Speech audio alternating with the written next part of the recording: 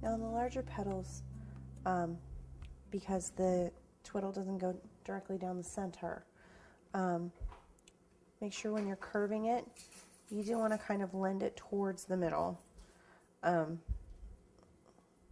So that when it hangs pretty evenly. You can see the curve. Now you do want your petals to kind of have an inward curve as well. And you can just use your fingers to go ahead and get that.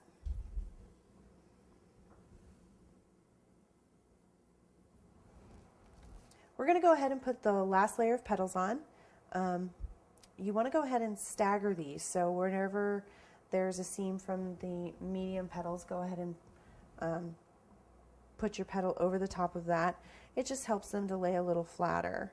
But as for the medium petals, you can go ahead and move these around a little bit once they're on. So for the most part, just get them on there, and then you can do your positioning from there. Also, the great thing about wired petals is when you are placing your flowers on the cake, it gives you a little latitude to move things around to accommodate other flowers or leaves or corners or anything that might get in the way.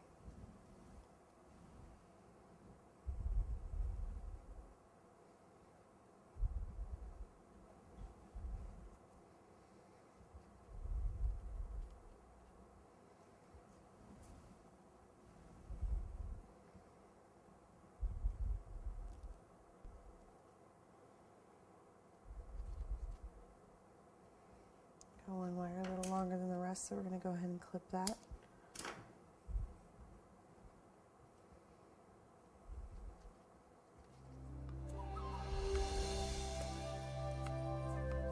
Okay.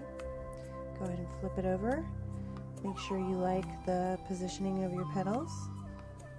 There you go. And that is our completed peony. So we're going to go ahead and hang that back on the rack and let it dry.